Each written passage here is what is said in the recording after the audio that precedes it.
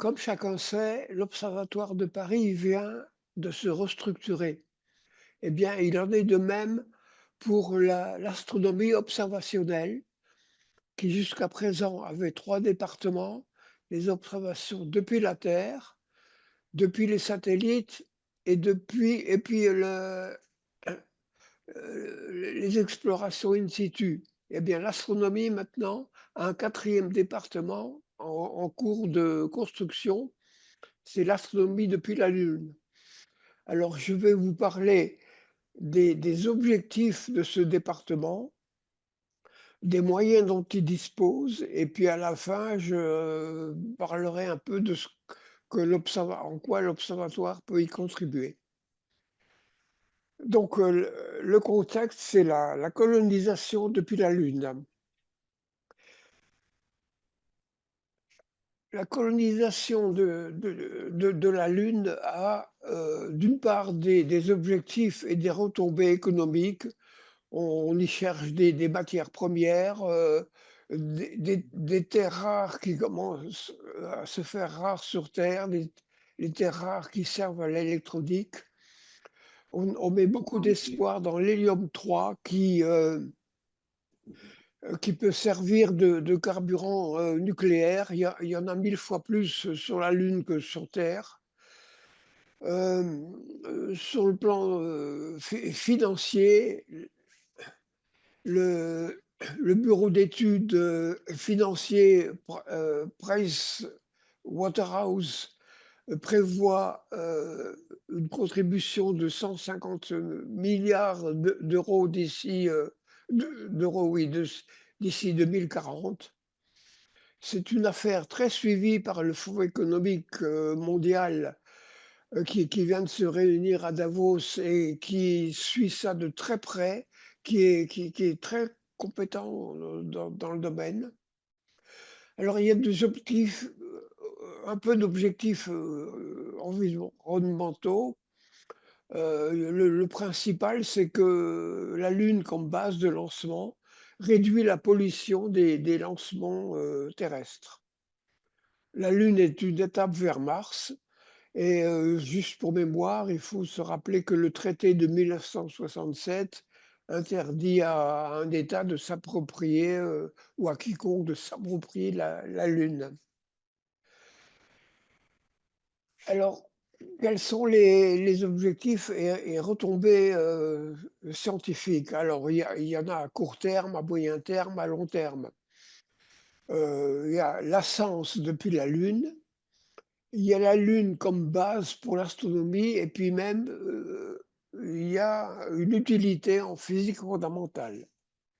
Alors la science de la Lune, est assez et c'est ce qu'il y a de plus avancé actuellement.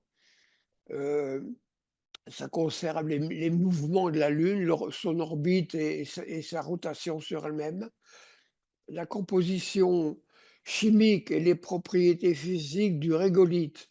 Alors là, j'introduis un mot, le régolithe. Le régolithe, c'est simplement la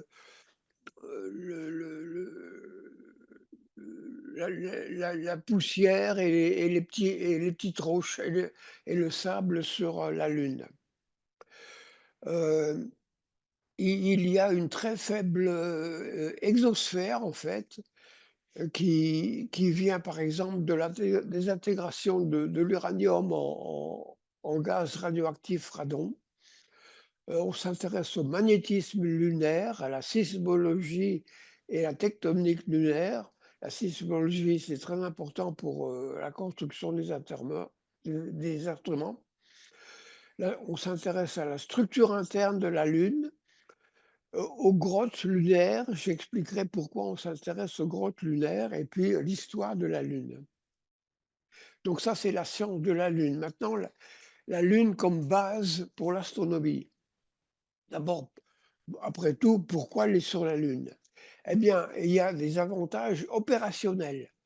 Sur la Lune, la gravité est plus faible que sur Terre, donc c'est plus facile de construire des grands télescopes. On est moins gêné par la pesanteur.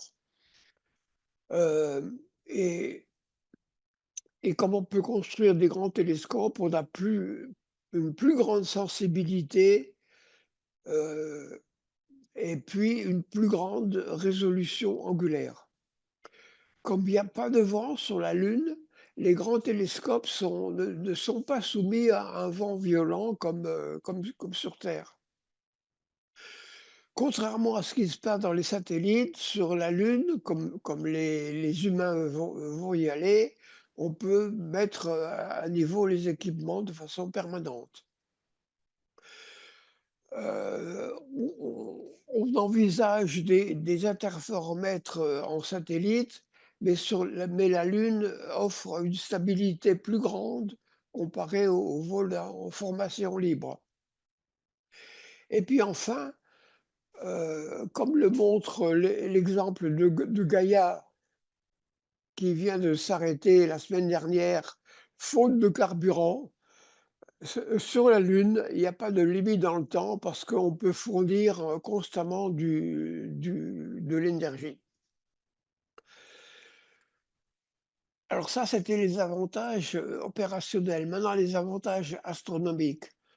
Comme il y a pas d'atmosphère, on a accès à tout le domaine spectral et puis il y a pas de turbulence, ce qui veut dire que, hem, les images sont plus fines. Comme on peut construire des très grands télescopes et des interféromètres, on a à la fois la très grande sensibilité et en même temps la haute résolution angulaire. Sur la face cachée de la Lune, ça c'est, ce qui intéresse les gens depuis le plus longtemps, il y a la pollution, elle est pas complètement nulle, mais la pollution radio est moindre. Ensuite, depuis la Lune, on voit le ciel sous un angle différent que depuis la Terre. Comme la Lune présente constamment la même face à la Terre et qu'elle tourne en 28 jours, ça veut dire que la Lune tourne sur elle-même en 28 jours. Donc, on peut faire des observations continues 28 fois plus longtemps que sur Terre. Ça sert, par exemple, au transit d'exoplanètes. Et puis, on peut faire des observations coordonnées entre la Terre et la Lune. Alors, là, j'ai comme objectif, j'ai parlé tout à l'heure de la science de la Lune elle-même. Maintenant, les objectifs des astronomiques, c'est-à-dire les autres astres, où, on combine à la fois la résolution angulaire, la sensibilité et tout le domaine spectral. Je parlerai rapidement de quelques exemples. Le système solaire, les exoplanètes, la physique stellaire, l'extragalactique, la cosmologie et il ne faut pas oublier les rayons cosmiques. Alors dans le système solaire, depuis la Lune, bah, on peut observer la Terre elle-même, les étoiles qui sont derrière la Terre, le Soleil, le vent solaire et les petits corps. Alors observer la Terre, c'est pas du tout inintéressant parce que on peut on peut observer la Terre, en monopixels, c'est-à-dire sans image de la Terre, juste le flux qui vient de la Terre. Alors pourquoi c'est intéressant? Parce que si d'une part vous observez juste le flux terrestre et que vous le comparez à au flux, vous le comparez à des images à grande résolution depuis la Terre, vous pouvez comme ça conforter les modèles, de la Terre à partir que vous extrapolez uniquement à partir du flux terrestre. Et ça, vous le transposez aux exoplanètes qui, elles, on n'observe que le flux et le spectre et on peut donc en induire avec les modèles que vous avez, construits à partir de la Terre, on peut en induire des modèles, d'imagerie, d'exoplanètes. Donc plus précisément, heu, on peut voir la variabilité de la Terre, du flux terrestre au cours du temps, s la météo, les saisons, aussi la polarisation qui varie en fonction de ouais, je montre ici, voilà. Ici, vous avez le soleil, la Terre et la Lune et sous différents angles, donc on voit la réflexion sous différents angles et c'est ça, suivant la variation de vue, la polarisation est plus ou moins grande. Heu, Ce qui s'illustre ici, malheureusement on voit pas. Si on pouvait couper le volet de droite qui masque les diapos, la partie droite des diapos, hem, vous avez donc, suivant l'angle de réflexion, la polarisation est nulle ou au maximum. Alors autre chose d'intéressant, c'est que depuis la Lune, on peut voir la réflexion spéculaire du Soleil sur les océans terrestres. Donc voilà pour la Terre. Maintenant, on peut aussi voir, la magnétosphère et la géocouronne de la Terre quand la Lune les traverse. Donc là, vous avez la Terre, vous avez la Lune avec son orbite et quand la Lune se trouve dans la magnétosphère, terrestre et dans sa géocouronne, on peut les mesurer bon, mesurer les propriétés, in situ. Alors là, vous avez à droite cette géocouronne qui avait déjà été vue par Apollo et qui a été découverte par notre collègue Jean-Louis Berthold à partir de SOHO, du satellite, SOHO. Alors le soleil, observer le soleil depuis la Lune, c'est intéressant parce qu'on peut faire la cartographie à haute résolution angulaire des éruptions solaires. On peut, observer le vent solaire, les éclipses du soleil par la Terre et puis même, le vent solaire, change la composition du régolithe et ça donne donc des archives passées du vent solaire passé. Alors le vent solaire, on peut, observer les électrons entre, 0,5 et kiloélectronvolts et 100 MeV, les protons entre 0,5, MeV et 1 GeV et la surveillance précise du vent solaire a des, heu heu, est utile pour la prédiction de ses impacts sur la Terre. Comme la Terre comme la Terre est 3,5 fois plus grande que la Lune, on observe depuis la Lune, on observe la couronne solaire quand, la couronne solaire est occultée sur une, distance, beaucoup, 3 fois plus grande qu'elle ne l'est, par la Lune vue depuis la Terre. Alors il y a quelque chose de très intéressant, c'est la spectroscopie des objets lointains vus à travers, l'atmosphère terrestre. Elle ne traverse pas les mêmes couches de l'atmosphère que, lorsqu'elles sont vues depuis le sol terrestre et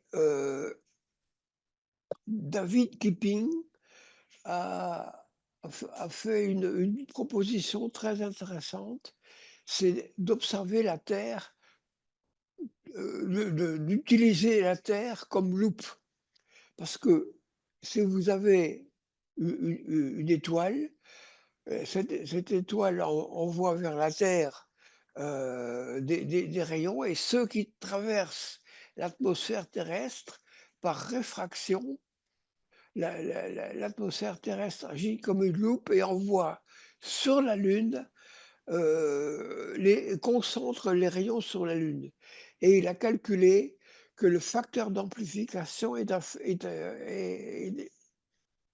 facteur 50 000. Autrement dit, les les les étoiles qui sont vues à travers l'atmosphère terrestre sont 50 fois plus 1000 fois plus brillantes que quand on les voit depuis ailleurs.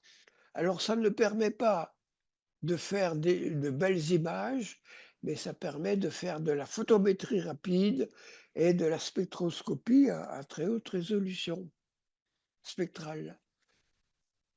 Alors les petits corps vus depuis la Lune. D'une part, les petits corps, lorsque les astéroïdes tombent sur la Lune, ils laissent sur la Lune leur propre composition minérale qui, a priori est différente de celle du sol lunaire. Donc on a des archives sur le sol lunaire, aux endroits où sont tombés des astéroïdes, des petits astéroïdes, on peut remonter à leur composition minérale. Ensuite, vous savez qu'on s'intéresse aux occultations d'étoiles par les petits corps du système solaire, mais il y en a qu'on rate et depuis la Lune, on peut voir des occultations par des astéroïdes qu'on ne voit pas depuis la Terre. Et de même, il y a des astéroïdes binaires, eh bien, vous pouvez voir leurs éclipses et leurs occultations, mutuelles, alors qu'on ne peut pas les voir, depuis la Terre. Donc passons maintenant aux exoplanètes. Alors les exoplanètes, on peut les observer de multiples manières, les transits, la micro-lentille, l'astrométrie, la détection radio, l'imagerie des transits, heu et je parlerai de la réflexion, spéculaire de l'étoile, de l'étoile parente par, les océans des exolunes, par les océans des exoplanètes et enfin je parlerai des exolunes. Alors les transits, l'avantage de la Lune, c'est qu'on a accès à tout le domaine spectral. Donc on peut voir, toutes les longueurs d'onde, on peut voir l'atmosphère de l'exoplanète par transit, dans tout le domaine spectral, ce qu'on ne peut pas faire, depuis la Terre. Heu, les micro-lentilles gravitationnelles, alors là, je simplifie beaucoup. Vous vous avez ici la Terre, une étoile et une autre étoile. Lorsque l'étoile passe est exactement sur la ligne de vue, l'étoile de fond est exactement sur la ligne de visée d'une étoile intermédiaire. Au moment où elle est exactement sur la ligne de visée, il y a une amplification gravitationnelle due à la courbure des rayons lumineux, prédite par la relativité générale et ça donne une petite amplification du flux. Maintenant, si si vous voyez la même chose depuis la Lune, quand l'étoile de fond, se déplace, eh bien l'amplification a lieu à un instant différent, de l'ordre de quelques heures et ce décalage en temps, contraint les paramètres, la masse de l'exoplanète détectée par cette méthode. Par astrométrie, le mouvement, ce qu'on appelle le mouvement propre de la Lune, de l'étoile parente, heu, parce que puisque lorsqu'une planète tourne autour de son étoile, elle déplace légèrement l'étoile et ce déplacement, c'est ce qu'on appelle l'anomalie du mouvement propre. Donc de cette manière, on peut détecter, heu le depuis la Lune avec un interféromètre, on a une sensibilité de 50 millionièmes de seconde d'arc hem, alors avec Gaïa, on a déjà une sensibilité de 25, millièmes, millionièmes, mais on depuis la Lune, Gaïa s'est arrêtée, donc depuis la Lune, on pourra faire ça beaucoup plus longtemps. Heu, la détection radio pardon, la détection radio, s'appuie sur l'idée que le le le le ce depuis la Terre, on voit la magnétosphère de Jupiter induite par le vent solaire. Donc l'idée, c'est pour l'exoplanète, de d'observer la magnétosphère de l'exoplanète induite par le vent stellaire. Alors pourquoi, alors il y a des cas où c'est très intéressant, c'est que le le le vent s le l'intensité du vent stellaire et donc le flux radio, de la magnétosphère varie comme le rapport, si on pouvait, supprimer ce qu'il y a à droite là, varie comme le rapport, de la distance, à la planète, au carré. Donc pour un pour un Jupiter chaud, on gagne de cette manière un facteur, 10 000. Donc c'est très intéressant pour les Jupiters chauds et ça permet d'aller beaucoup plus loin que le système, solaire. Jean, je Oui? t'interromps juste. Les auditeurs ne voient pas la fenêtre, hein. La fenêtre, c'est que sur ton ordinateur. Ah d'accord, bon, OK, merci.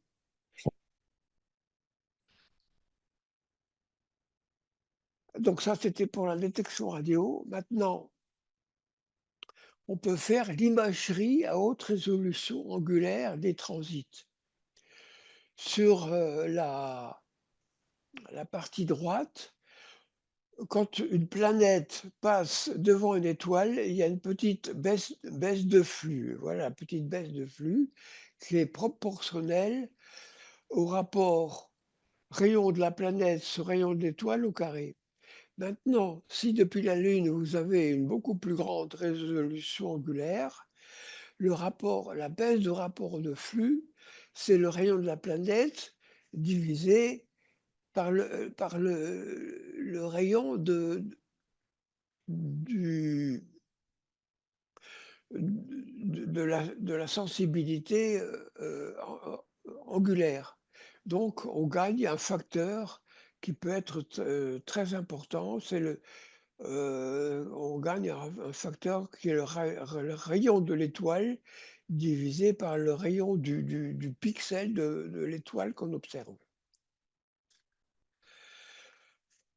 Quelque chose de très intéressant, c'est en fait une vieille idée qui date de 1986, c'est la réflexion spéculaire des exos de l'exoétoile de l'étoile par, les océans. Heu, à droite, là, vous avez une simulation de la réflexion spéculaire du soleil sur la Terre. Eh bien, quand on extrapole ça aux exoplanètes, vous avez, suivant la position de de la planète sur son orbite ou bien l'état de rotation de la planète, vous avez ou pas une réflexion spéculaire de l'océan de l'exoplanète. Alors les exolunes, c'est très intéressant aussi. On peut soit faire l'image directe de l'exolune parce si vous avez une résolution angulaire suffisante, mais vous pouvez faire une image indirecte. Parce que, voilà, quand la vous faites une image de l'exoplanète, mais quand l'exolune passe devant son exoplanète, elle change le flux de la planète. Soit parce qu'elle, elle passe devant la partie éclairée devant la planète, soit parce qu'elle passe dans l'ombre de de l'exoplanète, ou bien parce qu'elle passe derrière, l'exoplanète. Et puis ce qu'on peut aussi faire, c'est l'astrométrie, de la planète parente. C'est-à-dire voir les variations de position de la de l'exoplanète lorsque cette position d'exoplanète est influencée par son exolune. Alors là, j'aborde un champ extrêmement vaste. Les auditeurs, trouveront eux-mêmes d'autres applications. On peut faire, l'imagerie des disques circumstellaires. On peut observer l'aplatissement, des étoiles par, une grande résolution, hem, angulaire. On peut faire, ici vous avez l'image de ce qu'on appelle l'anneau d'Einstein. Lorsqu'une étoile, ici c'est le cas d'une étoile, de fond qui est à 8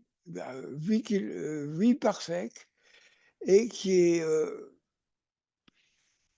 sur la ligne de vi derrière la ligne de visée d'une étoile, d'une masse solaire à 6 parsecs, eh bien là on voit l'étoile qui est devant à 6 parsecs dévie les rayons de l'étoile qui est derrière et puis et qui donne finalement un anneau, fait que l'étoile n'est plus vue comme un point, mais comme un anneau. Hem, vous savez que le centre, du noyau galactique, on a observé le centre du noyau galactique, sup est supposé être, un trou noir et et l'orbite de ce trou noir, un trou noir de Kerr et l'orbite quand une étoile, on a observé l'étoile dite S2 quand elle, tourne autour du noyau galactique, heu voilà le noyau galactique et c'est enfin le trou noir de Kerr et un trou noir de Kerr, quand une étoile tourne autour d'un trou noir de Kerr, elle a une orbite différente d'une orbite newtonienne classique et comme ça on peut en déduire les propriétés, de ce trou noir de Kerr. Et on peut faire la même chose avec des noyaux galactiques autres que celui de notre galaxie. Dans le domaine, extragalactique, on peut aussi faire, l'imagerie distribution de matière noire et observer les images dédoublées de quasars par une étoile qui est par une galaxie qui est là sur la ligne de visée. Une galaxie, vous avez ici un observateur, vous avez, un quasar qui est loin, mais le quasar quand les rayons lumineux passent au voisinage de la galaxie, ils sont déviés par la gravitation de la galaxie. Mais ils sont déviés quand ils passent de part et d'autre, ce qui fait qu'un un quasar qui est derrière une galaxie, eh bien, on voit 2 fois son image et ça a été observé pour ce quasar, 0957 plus 561. Donc maintenant l'idée, c'est qu'avec oui, la théorie prévoit que l'image du quasar n'est pas circulaire, mais a une forme de haricot. Et donc l'idée, c'est que avec une très haute résolution angulaire depuis la Lune, on va observer la forme haricot depuis la de chacune des 2 images, celle de droite et puis ici, celle de gauche. Donc voilà pour le domaine extragalactique. La Lune va elle aussi être extrêmement intéressante pour les ondes gravitationnelles parce qu'on a accès à un nouveau domaine de fréquence. Sur Terre, les interféromètres qui ont, quelques kilomètres d'extension voient les ondes, les ondes gravitationnelles, je dis bien les ondes gravitationnelles, dans un domaine de fréquence qui va de 10 hertz à 10 kilohertz et ça vient par exemple de la coalescence d'étoiles binaires. Dans l'espace, on va avoir dans 10 ans le l'interféromètre LISA qui lui a une extension de 2 500 000 kilomètres et qui permet d'observer des ondes gravitationnelles entre 1/10 de millihertz et 100 millihertz et qui viennent par exemple des trous noirs, binaires supermassifs. Eh bien, sur la Lune, on a un domaine différent d'extension qui va de 10 kilomètres à 1000 kilomètres, qui est le rayon de la Lune. Et donc ça permet d'accéder à des ondes gravitationnelles entre 1/10 de hertz et 10 hertz. Et ça concerne par exemple les étoiles à neutrons binaires à de grands décalages spectral. Alors la cosmologie, c'est-à-dire l'univers primordial, comme sur la Lune, on n'est pas limité dans le domaine spectral, heu, on peut observer l'arrêt à 21 centimètres de l'hydrogène dans les galaxies primordiales, lorsqu'elles sont à un grand décalage spectral. Lorsqu'elles sont à un décalage spectral entre 10 et 100, cette raie à 21 centimètres est décalée entre 10 et 30 mètres, suivant le décalage spectral. Heu, donc ça permet aussi on verra aussi en infrarouge la formation des galaxies, la distorsion spectrale du fond de rayonnement cosmologique autour de 100, gigahertz. Heu, Cette distorsion spectrale est due à différentes causes, en particulier des galaxies sur la ligne de visée. Et puis, le James Webb Telescope a récemment observé des étoiles à la fois très massives, mais froides. On se demande si ce ne sont pas des étoiles de matière noire, comme l'étoile, heu, JAD GS Z14, qui est à un décalage spectral de 14. Alors les rayons cosmiques, on va observer depuis la Lune, le vent solaire améliorer le spectre d'énergie des rayons cosmiques. Ici, vous avez le spectre d'énergie observé par différents, instruments, terrestres, et là, en rouge, il y a on envisage un nouvel instrument qui lui, permettra de diminuer beaucoup la barre d'erreur sur l'énergie. Et cet instrument, qui s'appelle Moonray, j'en reparlerai tout à l'heure. Ce qui est aussi intéressant, c'est la physique de l'interaction entre le sol, lunaire et les rayons cosmiques parce que, cette interaction avec le sol lunaire permet de mieux comprendre la structure du régolithe. Régolithe dont je rappelle que c'est les cailloux et le sable sur la Lune. Alors en physique fondamentale, il y a une question qu'on se pose depuis très longtemps: est-ce que le proton est vraiment stable? Il y a des théories liées en particulier à la quantification de la gravitation qui prédit que le proton se désintègre avec une durée de vie de 10 puissance 34 ans.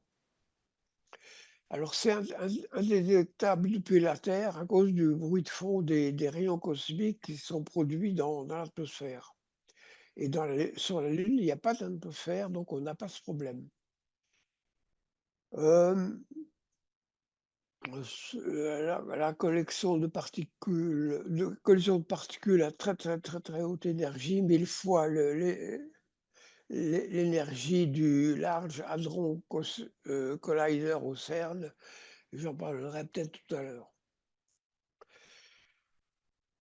Alors, un autre domaine de la physique fondamentale qui est le plus grand problème de la physique, c'est un test de la mécanique quantique. Alors là, ça va être un petit peu compliqué, je vais passer un petit peu de temps. Le problème, c'est qu'il y a un fait, les résultats des mesures, quantiques sont imprédictibles.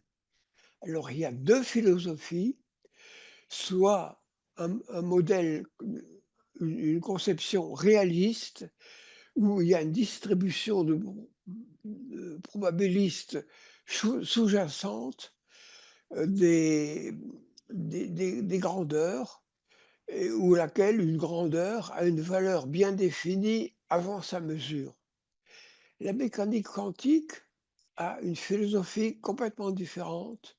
Une grandeur ne prend sa valeur qu'au moment de la mesure et donc c'est ce qu'on traduit par l'idée qu'il n'y a pas de réalité en soi. Alors les 2 écoles se disputent depuis près d'un siècle. Alors et la Lune va apporter quelque chose de très important dans ce domaine. Le très important est basé sur un test expérimental, c'est la mesure à une distance L, à une certaine distance de la polarisation de 2 photons émis par un atome. C'est, le domaine des expériences d'Alain Aspect, si ça vous dit quelque chose. Donc là, vous avez un atome qui émet 2 photons et on mesure la polarisation de ces 2 photons. Alors pourquoi ça risque de ça contribue à trancher les philosophies? C'est qu'il y a un théorème, le théorème de John Bell, ce qui est le théorème le plus important de toute la physique, qui dit la chose suivante: il existe une quantité mesurable F telle que pour tout modèle, f est nécessairement plus petite que 2, pour tout modèle réaliste, f est nécessairement plus petite que 2, alors qu'en mécanique quantique, f est égal à 2 fois racine de 2, quelle que soit la distance L. Donc, quelle que soit la distance L, alors cette prédiction a été vérifiée jusqu'à des distances de 1200 kilomètres.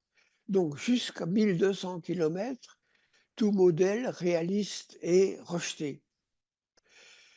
Alors, il existe un modèle réaliste où cette quantité f dépend de la distance et telle que pour une distance, inférieure à L0, qui pour l'instant est pas connue, mais qui est en tout cas plus grande que 1200 kilomètres, le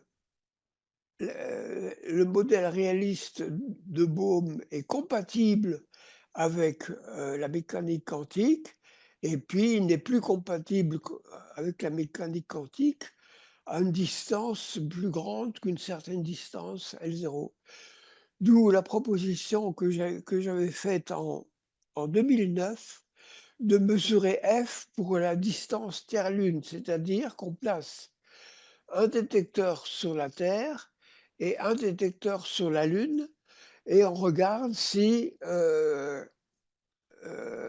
pardon, on regarde si f est toujours conforme à la prédiction de la mécanique quantique.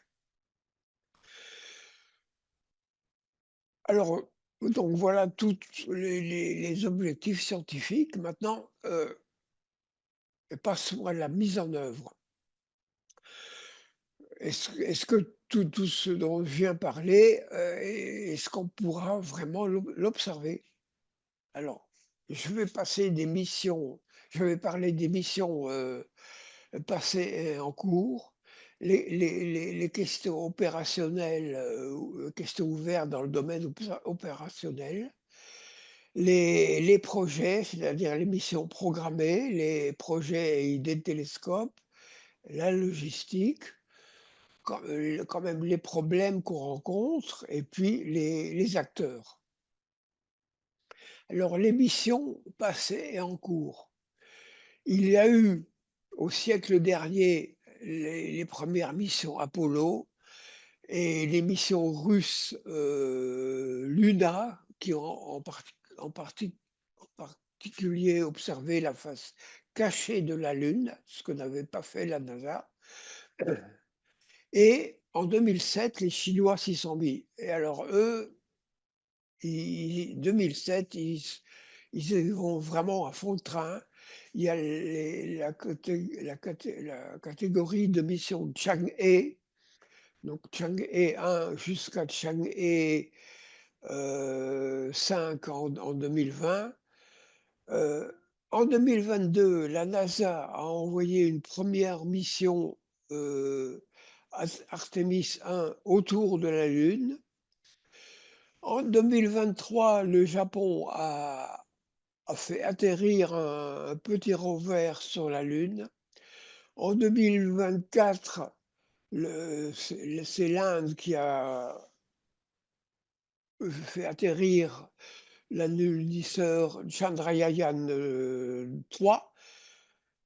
En février de l'an dernier, l'entreprise privée ILO a envoyé le précurseur ILO 1 et ILO 2. L'entreprise privée Intuitive Machines a envoyé en 2024 un rover, euh, un atterrisseur IM1 avec 6 instruments à bord. Ensuite, en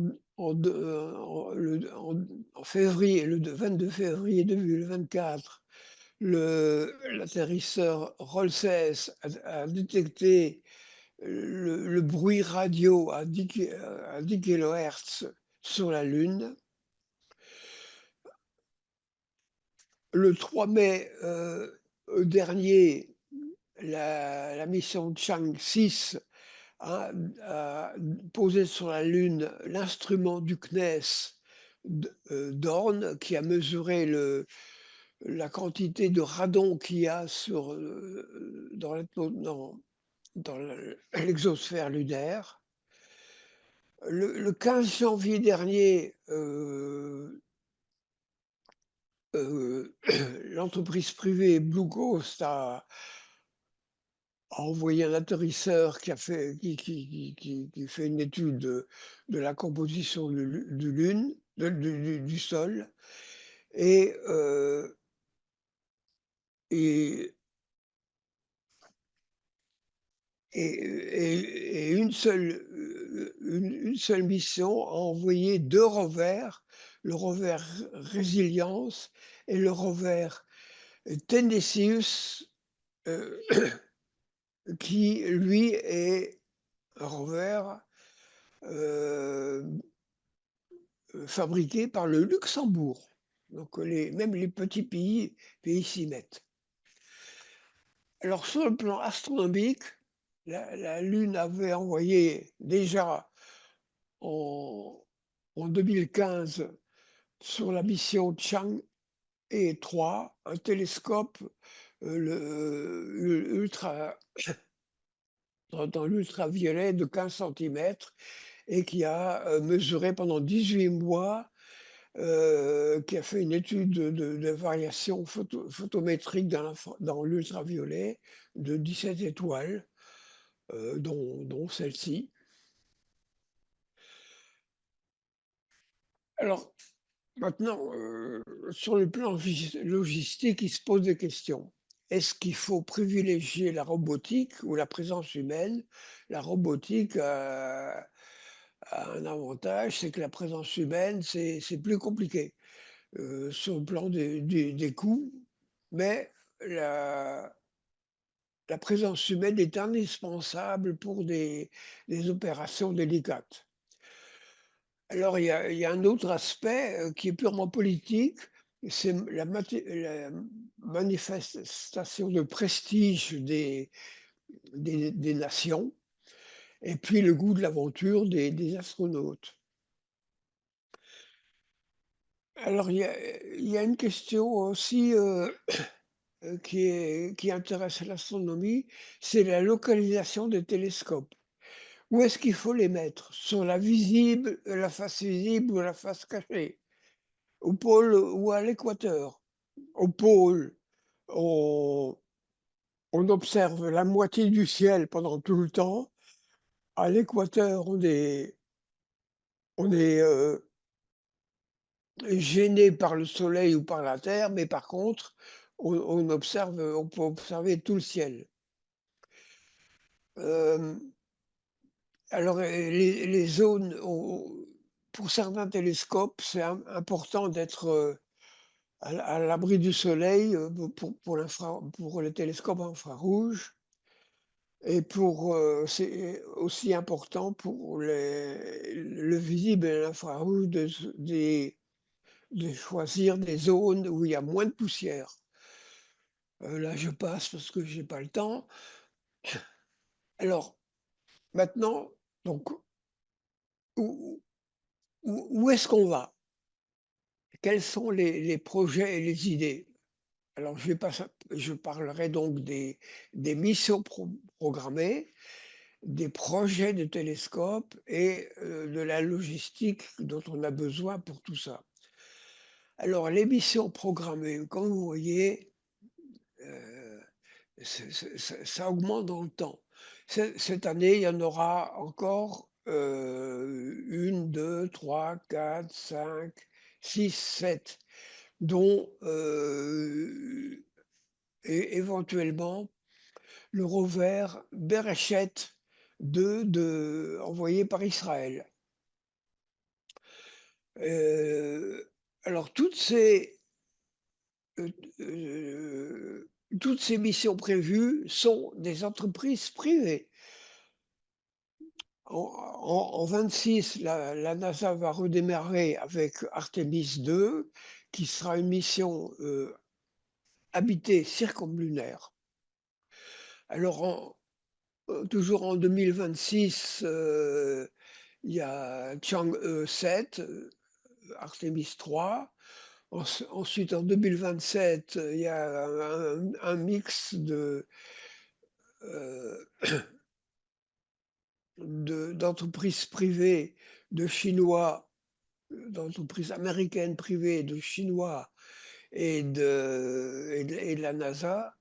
Et aussi, il y a les États arabes unis qui s'y mettent avec, le rover Rachid 22. La Chine prévoit un astronaute sur la Lune en 2030. Et vous avez les missions Artemis en 6 et 7 en un peu plus tard. Selon une source, de l'ESA, il y aura 400 missions envoyées sur la Lune d'ici, 2040. Donc vous voyez que tout ça, c'est pas seulement, des idées, mais c'est des missions programmées. Alors pour que les télescopes eux-mêmes, il y a pas mal de projets, que je vais décrire rapidement. Il y a donc il y a tous ces projets-là, tous, que je vais décrire rapidement. Le premier, c'est Loop, qui est un qui est juste une petite caméra comme celle de votre téléphone portable, mais munie d'un petit spectrographe et d'un petit polarimètre, et dont le but est d'observer la Terre comme en monopixels dont je vous parlais tout à l'heure. Donc on mesure le flou et on prend le spectre et la polarisation. Alors ce télescope Loop, eh ben, est déjà construit par l'entreprise, hollandaise Cosine, et puis il est prêt pour le lancement, il attend un lanceur. Ensuite, il y a la gamme des 30 centimètres. Il y a une idée soumise à l'ESA par notre collègue David Ehrenreich de Genève pour, suivre dans l'UV les quasars variables. Et puis il y a un projet, de la NASA, Luster, qui est un télescope de 30 centimètres pour la spectroscopie des transits dans le violet et l'ultraviolet, et qui est donc soumis, pour financement, final à la NASA, et qui est candidat à un passager, en 2028. Alors toujours dans le domaine des transits, notre collègue Roger Engel, alors pour que ceux qui s'en souviennent pas, Roger Engel, c'est lui qui a réparé le défaut optique du télescope Hubble au siècle dernier. Donc maintenant, il prévoit de faire la spectroscopie du transit par un réseau par un réseau de télescopes. Vous voyez, là, le bonhomme, il donne la taille de ces télescopes, il donne l'échelle de la taille, donc il y a beaucoup de télescopes, séparés par quelques dizaines de mètres et reliés par fibre optique. Il y a aussi l'idée heu, d'un Lunar ELT, heu, Extremely Large Telescope. Alors, vous savez que l'European Extremely Large Telescope fait 39 mètres de diamètre. Si on tient compte simplement du rapport de pesanteur Terre-Lune, eh bien, on pourrait, avoir un télescope de 240 mètres. Alors soyons modestes, et puis réduisons pour des raisons de coût, réduisons, ce télescope à 50 mètres. C'est l'idée de Whole Moon de Joseph Silk, qui est l'héritage du projet Hall de l'ESA. Vous savez que le projet initial Hall de l'ESA de l'ESO pardon, était un télescope de 100 mètres.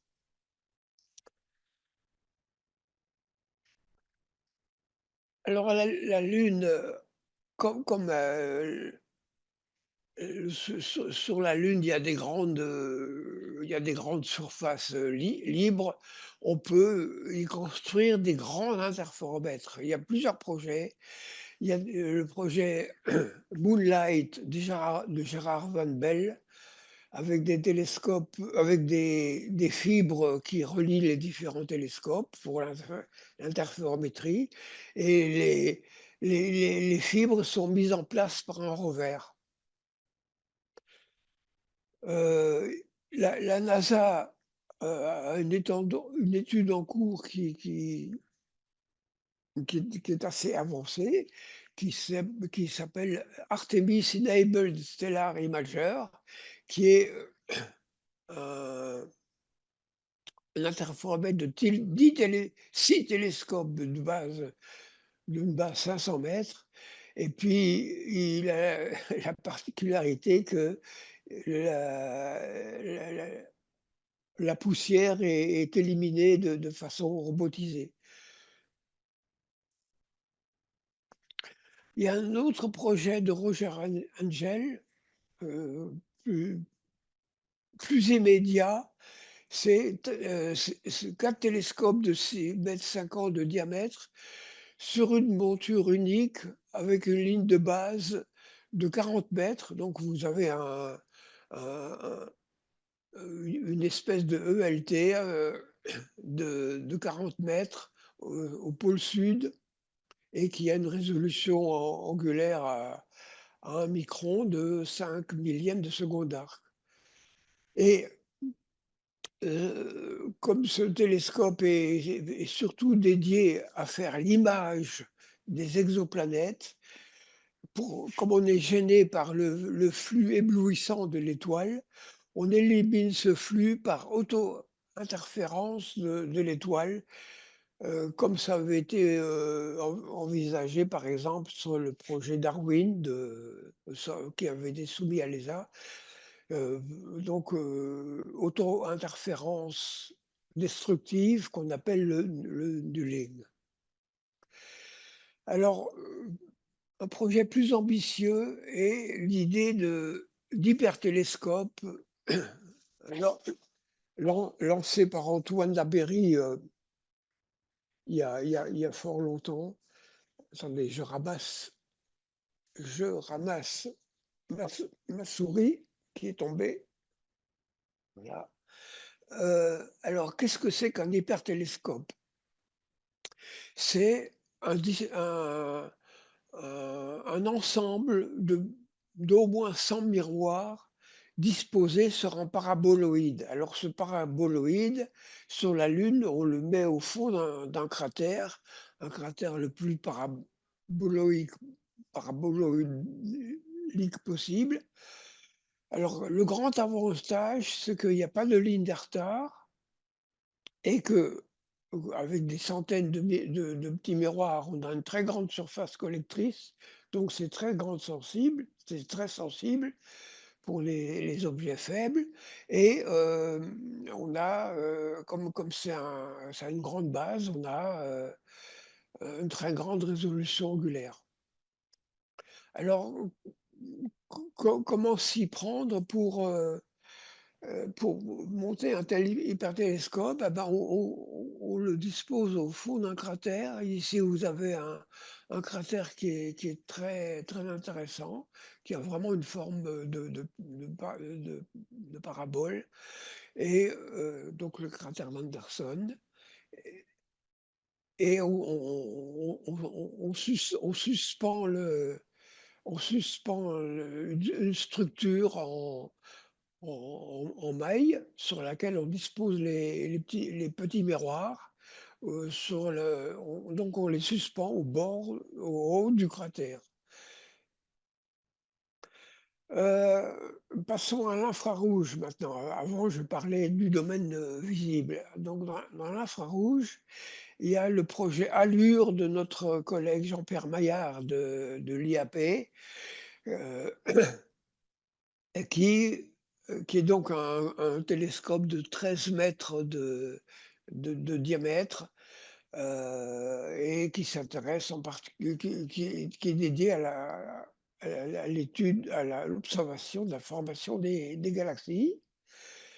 Mais toujours dans l'infrarouge, il y a un autre projet, toujours de Jean-Pierre Maillard, qui est dédié à la mesure de la distorsion spectrale du fond cosmologique, dont je parlais tout à l'heure.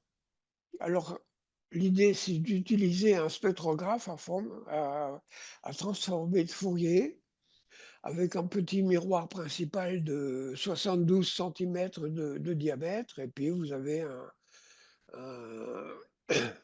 un spectrographe à transformer de Fourier qui fait qui prend le spectre à haute sensibilité spectrale. Alors c'est 50 fois plus sensible que le projet, PIXI qui lui est en orbite lunaire. Voilà, pour l'infrarouge. Alors maintenant, donc j'augmente toujours mes longueurs d'onde et je passe au radiotélescope. Alors là, il y en a pas mal, il y a pas mal de projets. Il y a le projet FarSide sur la face cachée de la Lune, FarView toujours sur la face cachée, l'ARAF sur la face cachée, et puis 2 autres, donc Rolsès et Halo sur la face cachée. Alors comment est-ce qu'ils sont construits ces radiotélescopes? Hem, le fo le projet FarSide, c'est 120 paires de 128 paires de dipôles sur une distance de 10 fois 10 kilomètres, donc vous voyez ici, en spirale, et avec un pathfinder, un précurseur de 1 kilomètre de diamètre, avec moins de dipôles. Ensuite, vous avez FarView qui lui, prévoit, 100 000 antennes sur, 10 fois 10 kilomètres, une espèce de c'est un LOFAR, comme un Nanset, un LOFAR, lunaire, avec un précurseur prévu sur 1 kilomètre d'extension, avec simplement entre 50 et 100 dipôles dans le domaine de 0 à 50 mégahertz. Hem, il y a aussi le projet, Halo, qui est un concept de réseau déployé sur la face cachée toujours, qui est mis en poste par le le le le transporteur Argonaut de l'ESA. Là, les études sont en cours et l'objectif, scientifique principal, c'est aussi, la cosmologie. Bon, je vois que j'ai énormément dépassé, donc là, je vais sauter pas mal de choses. Donc il y a l'astronomie X, les rayons cosmiques, les détecteurs d'ondes gravitationnelles sur la Lune, et l'idée d'utiliser la Lune comme, résonateur gravitationnel. En physique fondamentale, et les tests de mécanique quantique. Alors la logistique, c'est extrêmement important. La logistique, c'est la connaissance du terrain, la robotique, la présence humaine, la fabrication in situ, les transports, les télécommunications, les sources d'énergie. On est en train de mettre en place un temps lunaire coordonné et puis il y a beaucoup de simulations en préparatoire en laboratoire. Alors là, il y a plus de 10 000 documents, donc je vais passer, et je vais passer au vous voyez ici, un projet de la NASA de construction d'habitats sur la Lune à partir du régolithe.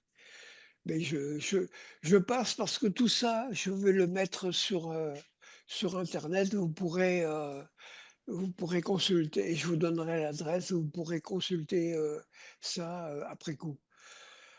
Les transports, heu, sources d'énergie, stockage, les problèmes.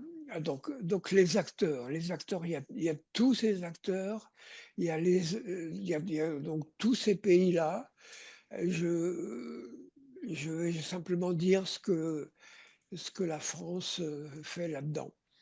D'une part, le CNES s'intéresse à la surface, lunaire.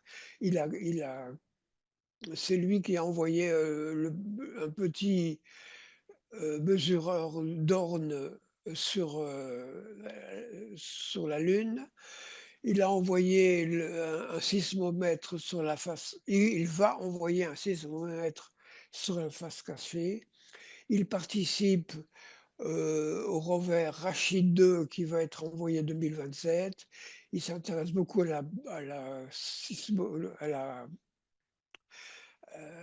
aux problèmes de poussière. Hem, Malheureusement, le dernier séminaire de prospective scientifique dit que la Lune, l'astronomie de la Lune depuis la Lune n'est pas prioritaire.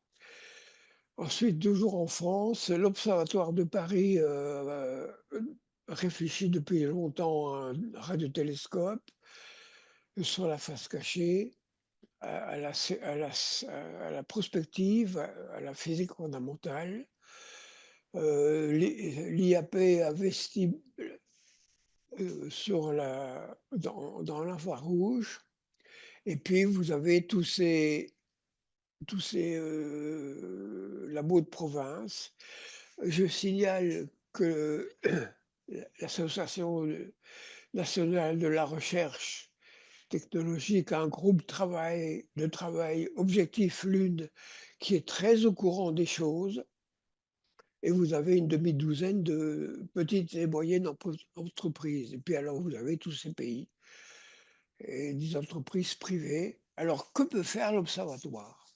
L'observatoire, heu, s'in peut s'intéresser à la science de la Lune, à la sismologie, à l'orbite et autres mouvements, à l'analyse d'échantillons en collaboration avec le Muséum national d'histoire naturelle qui vient de recevoir, des échantillons chinois de la Lune. Le LTE peut s'intéresser au temps relativiste lunaire, aux petits corps. Alors là, il y a un beau sujet de thèse tout prêt, c'est adapter les logiciels de prédiction d'occultation stellaire, les adapter à la prédiction des occultations vues depuis la Lune et aux éclipses virtuelles. Heu,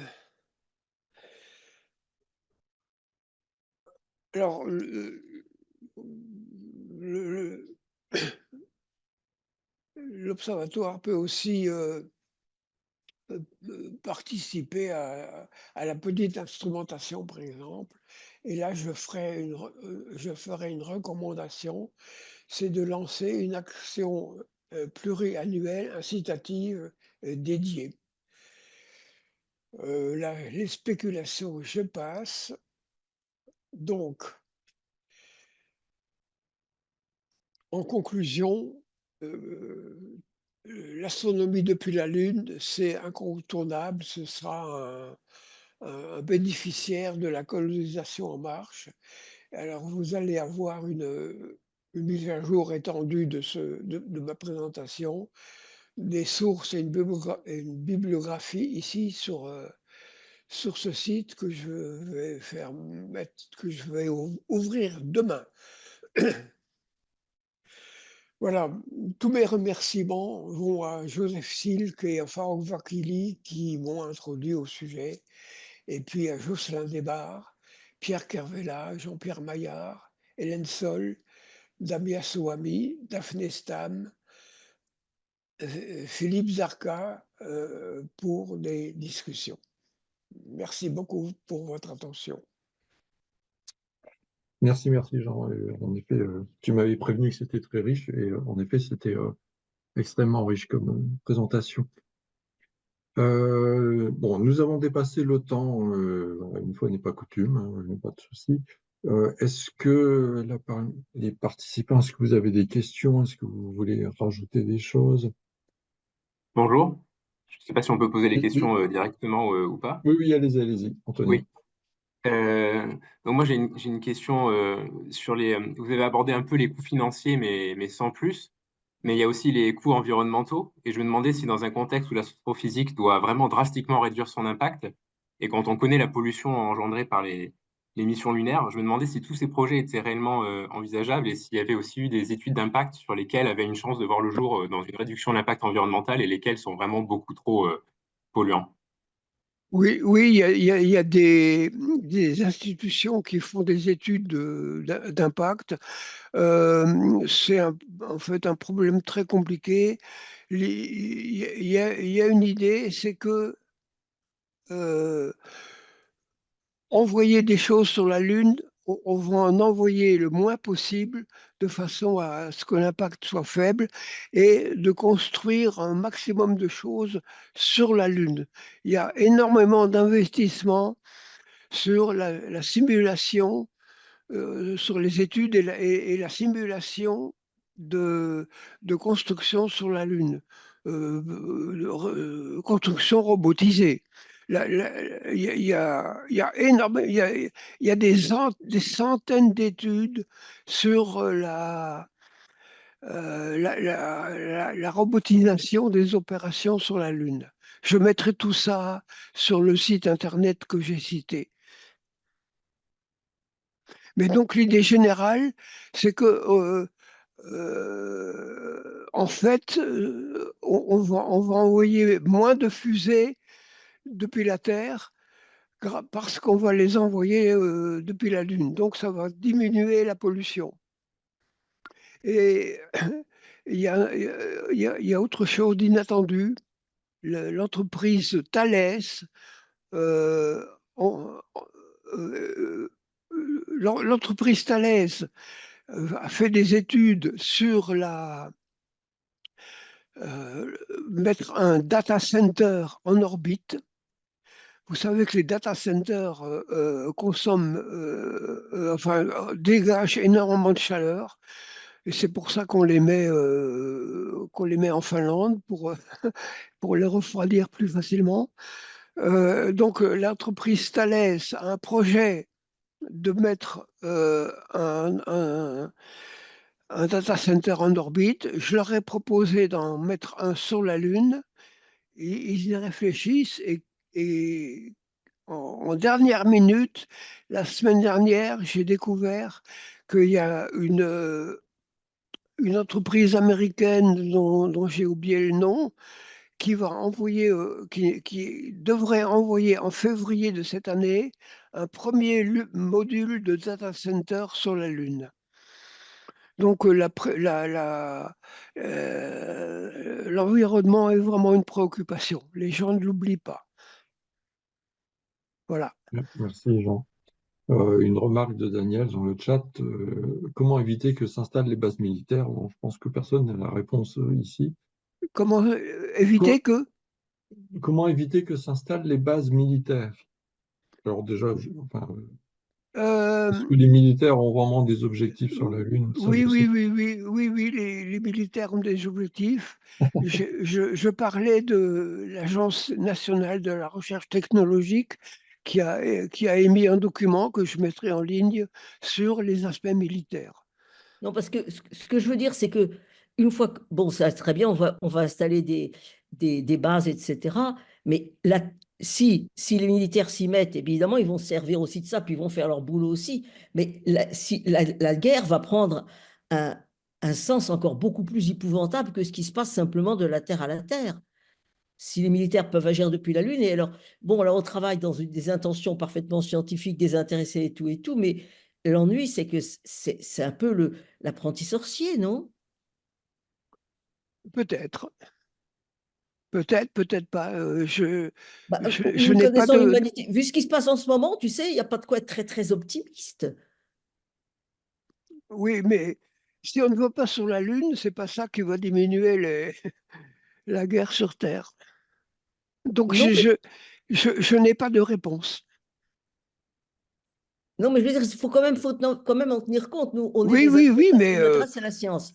Bon. j'ai bien dit, il y a un rapport de l'Agence nationale de la recherche technologique qui a étudié ça et je le mettrai sur le site dont j'ai parlé. D'accord. Bon, merci. Merci beaucoup.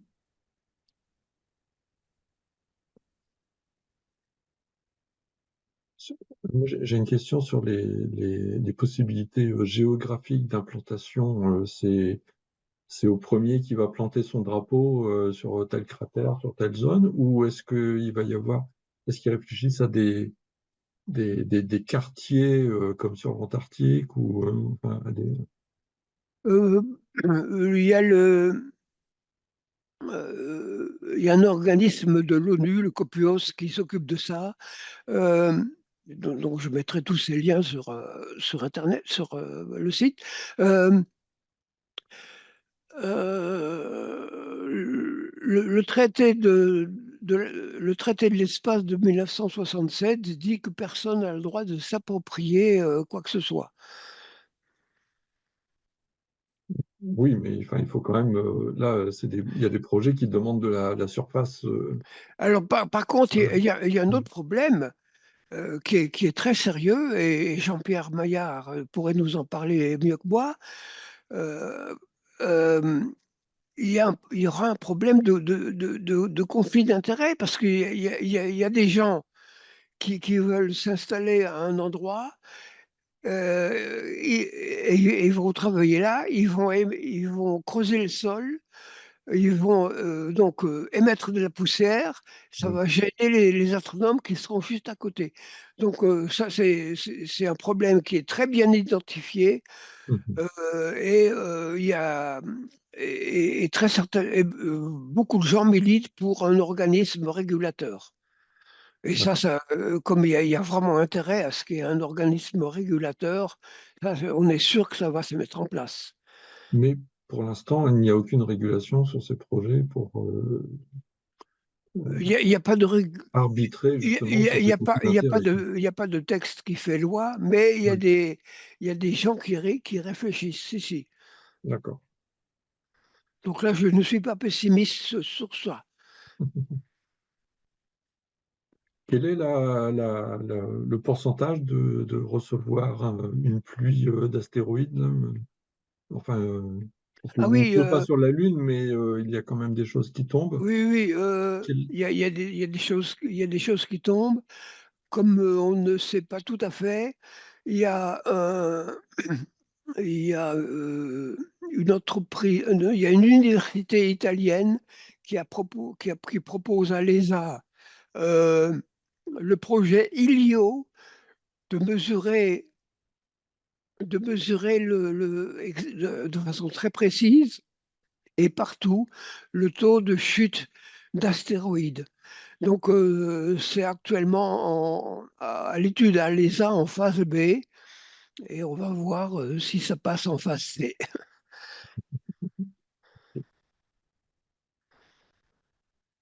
Bon. Est-ce qu'il y a encore des questions? Ben, je ne Euh, sais pas. Est-ce que je peux Oui, euh, vas-y, vas-y, proposer un bonus? Je vais vous proposer un bonus. il n'est pas trop long. Voilà le bonus. C'est un film de Fritz Lang, muet, qui s'appelle Une femme sur la Lune, dont le conseiller scientifique était le Hermann Oberst, le patron de thèse de Werner von Braun, et c'est un très très très bon film sur le plan scientifique. Et vous pouvez le voir sur le site que je cite en bas. Je note pas. Merci. Bon, ben, je vous propose de nous arrêter là. Il y a déjà pas mal de gens qui Bon, sont bien merci partis. beaucoup. Merci beaucoup, Jean.